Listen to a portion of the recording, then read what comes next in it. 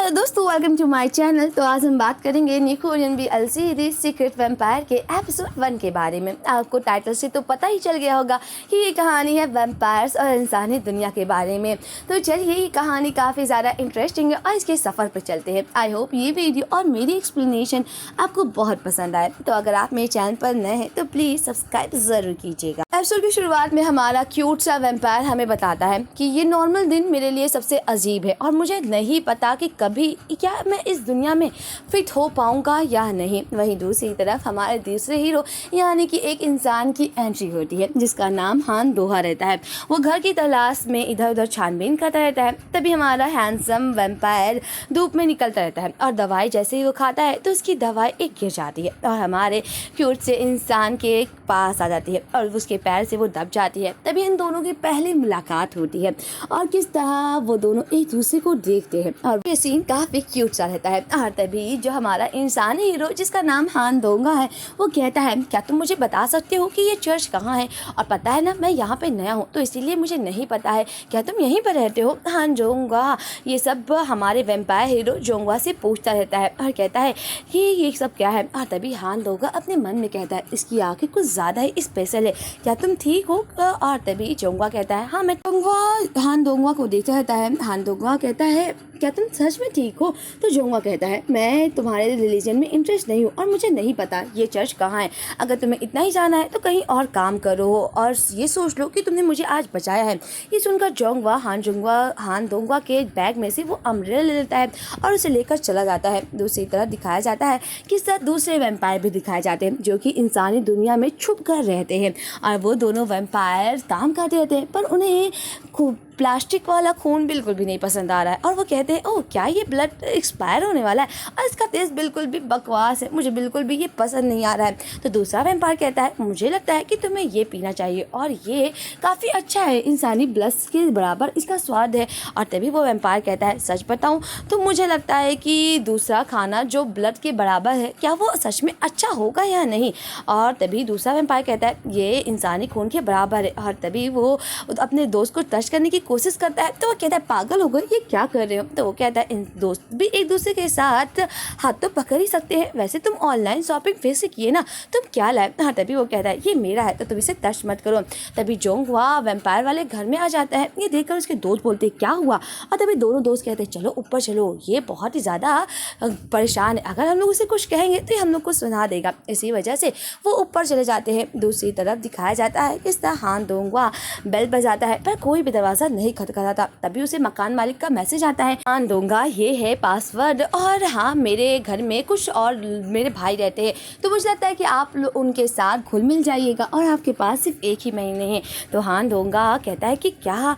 और तभी वो मकान मालिक बोलती है, मेरे भाई थोड़े अजीब है, वो लोगों के साथ मिलना नहीं चाहते, अगर वो कुछ अजीब हरकतें करना तो माफ़ कर देना, पर अंदर से वो काफ़ी अच्छे इंसान हैं।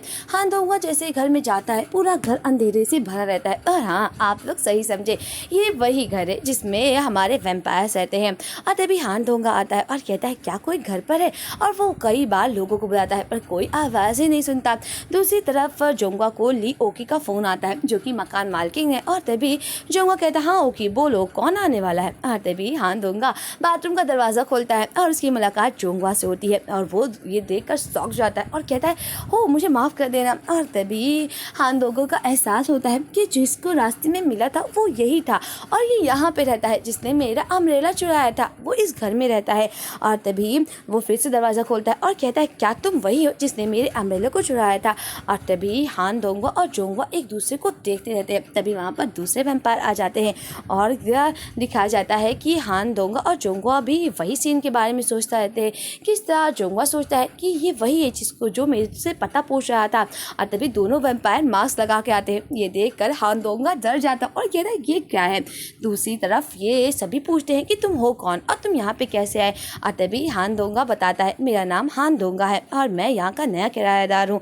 पता है मैं यहाँ पे जल्दी इसलिए आया क्योंकि मेरा आज जॉब इंटरव्यू था। मुझे लैंडलेडी ने बताया था कि यहाँ पे कुछ और किराएदार है, पर उन्होंने बताया है कि तुम लोगों को नहीं पता कि मैं भी आने वाला था। और तभी जोंगा कहता है, कौन मकान मालिक, कौन किराएदार, तुम यहाँ पे कैसे आए ये बड़ी बात है और तुम्हें इसी वक्त इस घर से निकल जाना चाहिए, मैं तुम्हारे ट्रिक्स में नहीं फंसूंगा। और तभी हान दोंगा कहता है तुम हो जो मेरे सामान को चुराए और मुझे बोल रहे हो कि मैं तुम्हारे जाल में नहीं फंसूंगा, तुम हो घटिया इंसान। और तभी जोंगा कहता है क्या तुम अपने साथ क्रॉस लाए हो, तो ये यहाँ का ताल्लुक नहीं रखता है, तो यहाँ से लेकर चले जाओ। और तभी दोंगा कहता है नहीं मैं नहीं जाऊँगा। और तभी हान दोंगा और चोंगा में नोक-झोंक होने लगती है, जो कि काफ़ी ज़्यादा क्यूट रहता है, क्योंकि चोंगा हान दोंगा को पहले मिल चुका है और दोनों में एक गलतफहमी तो बनी गई है। इस वजह से वो दोनों एक दूसरे से लड़ने लगते हैं। और तभी हान दोंगा कहता है मैं एक नया किराएदार हूँ और मुझे लगता है कि तुम्हें मेरे साथ अच्छे से रहना चाहिए। तभी वहाँ पर वो मकान मालकिन आ जाती है जिसका नाम ओकी रहता है और वो कहता ही है क्या तुम ही हो हान दोंगा। तो हान दोंगा कहता है हाँ आपसे मिलकर अच्छा लगा। तभी वो एग्रीमेंट साइन करती है कि 1 महीने तक हान दोंगा इसी घर में रहेगा।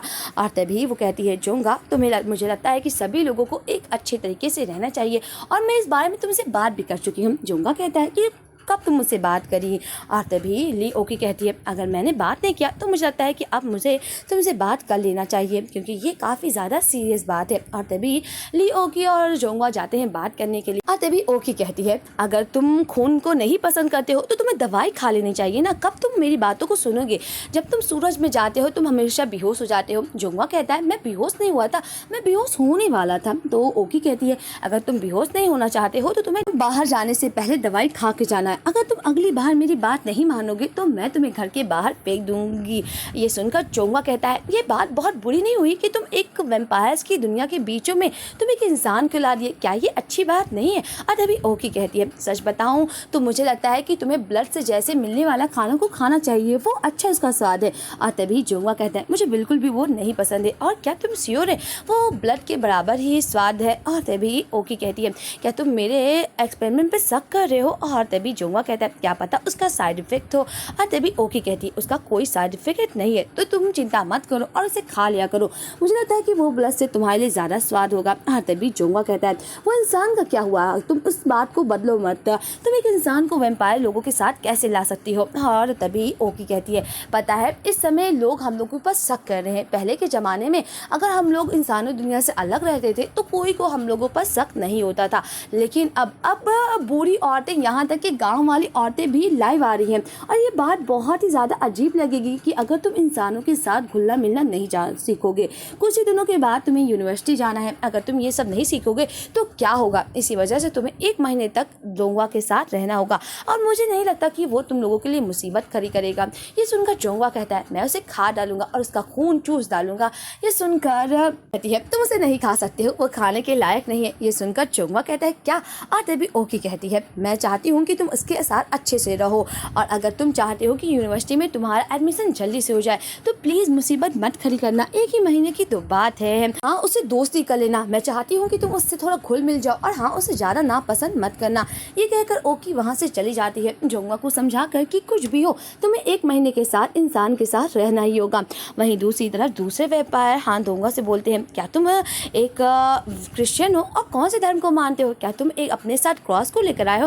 और तभी हान दोंगा कहता है सच बताऊँ मैं किसी भी धर्म को नहीं मानता हूँ और मैं बिल्कुल भी रिलीजन नहीं हूँ। और दूसरे वैम्पायर कहते हैं मैं तुमसे दोस्ती करना चाहता हूँ और वो लोग दोस्ती का हाथ बढ़ाते हैं। और तभी जोंगा आता है और कहता है सिर्फ 1 ही महीने की बात है और हाँ दूसरे लोग किराएदारों के साथ तुम्हें घुलने मिलने की कोई ज़रूरत नहीं है। तो दूसरे वैम्पायर कहते हैं क्या ये एक नया रोल है। तो जोंगा कहता है हाँ मैंने ये नया रोल बनाया है और अगर कोई भी रोल तुम तोड़ोगे तो उसी वक्त तुम बाहर निकल जाओगे। और तभी जो हान दोंगा कहता है वैसे तुम्हारी प्राइवेट लाइफ कौन सी है जिसमें मैं दखल अंदाजी नहीं करूँगा। और तभी जोंगा कहता है अच्छी बात यही होगी कि हम लोग एक दूसरे के साथ दोस्ती ना करें हैं। ये सुनकर दूसरे वैम्पायर कहते हैं जोंगा तुम कुछ ज़्यादा ही स्ट्रिक्ट नहीं हो रहे हो। और तभी जोंगा कहता है चलो हम लोगों को तुम लोगों से बात करनी है चलो। और वो दोनों वैम्पायर के साथ चला जाता है। हान दोंगा को ये बात समझ नहीं आती कि जोंगा मुझे इससे इतना ज़्यादा नफरत क्यों करता है, क्योंकि हान दोंगा की नज़र में तो जोंगा एक इंसान है और इसी वजह से वो सोचता है कि मुझे ये नापसंद इतना क्यों करता है। और दूसरी तरफ वो दोनों वैम्पायर कहते हैं ये इसलिए क्योंकि इसके शरीर में खून की कमी है ना, इसलिए ये एक्ट कर रहा है। दूसरी तरफ एक वैम्पायर को दिखाया जाता है जो इसके पास एक इंसान आता है और वो उसका खून चूसने लगता है। दूसरी तरफ आधी रात हो जाती है, जोंगा आधी रात को बुक पढ़ता रहता है और तभी वहाँ पर पर हानदोंगा आ जाता है और कहता है कि इस समय तुम क्या कर रहे हो, इतनी रात में तुम सो नहीं रहे हो। सच बताऊं तो मैं हमेशा गांव में रहता था, नई जगह पे मुझे बिल्कुल भी नींद नहीं आती। चलो गांव में तो आपको तारे भी दिखते हैं पर यहाँ पे आपको कुछ भी नहीं दिखता है। और तभी जोंगा कहता है कि मैंने कितनी बार बोला है ना, मुझसे दोस्ती करने की कोई ज़रूरत नहीं है। और जोंगा कहता है तुमने मेरा अम्ब्रेला भी लिया था। और तभी जोंगा कहता है कि ये लो पैसे और आज के बाद तुम मुझसे बात करना मत। और तभी जोंगा वहाँ से जाने लगता है। हानदोंगा कहता है मैं तो बस पूछने वाला था क्या तुम ठीक हो, क्योंकि लैंडलेडी ने बताया था कि तुम्हारी तबीयत खराब है। वहीं दूसरी तरफ दिखाया जाता है कि इस तरह हानदोंगा अपने कमरे में सोता रहता है। तभी वहाँ पर एक वैम्पायर आता है और उसके गले के पास उसका खून चूसने की कोशिश करता है। वैसे यहीं पर इस एपिसोड का एंड होता है। मिलते हैं नेक्स्ट एपिसोड के एक्सप्लेनेशन के साथ। क्या पहले ही दिन हानदोंगा का कोई वैम्पायर खून चूस लेगा, क्या होगा ये तो नेक्स्ट एपिसोड में पता चलेगा। तो मिलते हैं नेक्स्ट एपिसोड के एक्सप्लेनेशन के साथ। वैसे आपको ये एपिसोड कैसा लगा तो प्लीज़ कमेंट में ज़रूर बताइएगा। आज के लिए बस इतना ही। Bye bye friends.